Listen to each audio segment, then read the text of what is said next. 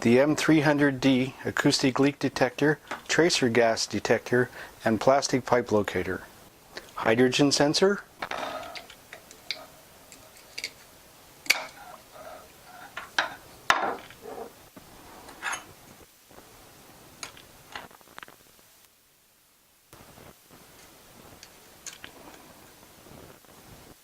The pump is operated by pressing this button on the top of the knob. The pump pulls air into the cup past the sensor. This rod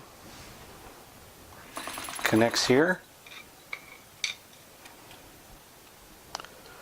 Because this sensor is near the beginning, the response time is very quick, about 5 to 7 seconds. This is the wind protected ground mic. The coil cord connects to the handle.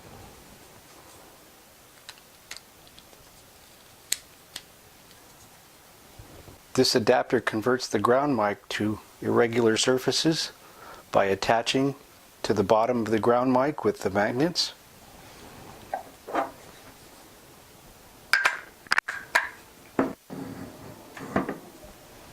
The headphones plug into the jack on the left side of the M300D. The batteries are installed by removing this cover on the right side of the M300D. 4 C-cell batteries are inserted with the positive in first. Attach the microphone by attaching to this connector.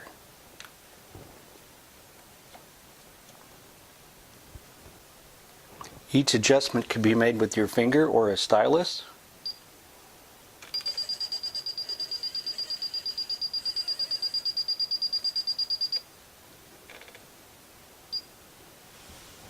To adjust the volume, select the lower left corner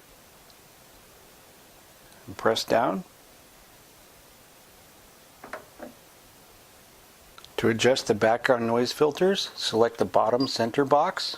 The filter range that's being adjusted is highlighted in orange. This box is highlighted when the lower filter range is selected. To select the upper range, select this box. A typical frequency range for the filters is about 150 to 800 Hertz. The frequency range for your filters will vary depending on your application. Metal pipes will transmit a higher frequency than plastic pipes. This is the main menu for the M300D. This icon is to go to the acoustic measurement screen. This is for long-term acoustic measurements. This is for gas measurements, for tracer gas. This is where the files are accessed. This one goes to settings, and this is for transferring files, and this is the help icon. This is the smart mode. You can tell that by looking at each bar. To take a measurement, you can push the microphone button.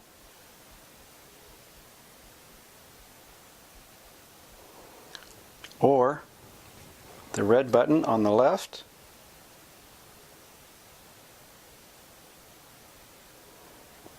Each time a measurement is taken, the current reading moves to the history, and each time another reading is taken, it moves across the screen, showing the progress. This icon in the lower right corner adjusts the scale.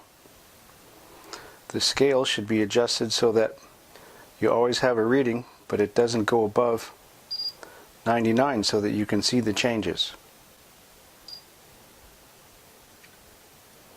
The large number here and the bar on the left indicate the volume level for each listening point. The bar on the right indicates how much the leak being heard matches a normal leak. This icon allows you to switch between background noise filters. This is the custom filter. This is the filter for listening through surfaces. And this is the filter for listening directly on the pipe. When setting the background noise filters, it helps to listen to the effect of the changes. The headphones or the sounds can be toggled on and off with this button. It's indicated by the X in the headphones at the top of the background noise filter screen.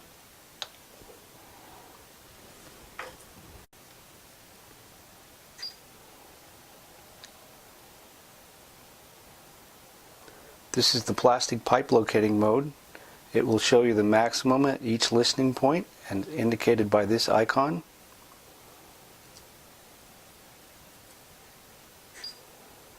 This is the smart mode. You can see that by this icon, and there's 2 bar graphs for each listening point. The gas sensor and pump are connected at this connector on the right side.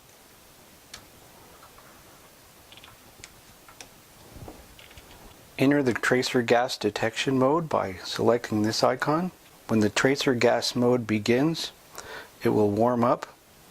As the warm-up progresses, this green bar will progress across until it's all green. Exposing the sensor to high concentrations of hydrogen can cause excessive temperatures and damage the sensor. The current readings between 0 and 999 will be displayed here. Each time this button is pressed, the current reading will be moved to the history, and then we'll start again here, showing a history as you move along. This icon sets the alarm level. This icon resets the hydrogen level to 0. Please be sure that you're not near any hydrogen sources when resetting. This icon turns the alarm in the headphones on and off. This icon turns the sound from the controller on and off of the alarm. This icon returns to the main menu. Before you do that, be sure you want to, because you'll have to warm up again when you return. A typical hydrogen reading when you're not near the leak is less than 10. It's common for the hydrogen levels to be over 100 when near a leak. It's generally quite obvious. The tracer gas used with the M300D is 95% nitrogen and 5% hydrogen. Using tracer gas allows you to find leaks in noisy areas, smaller leaks, and deeper leaks than can sometimes be found using acoustic methods. This icon returns to the main screen. To turn off the M300D, press and hold the left knob.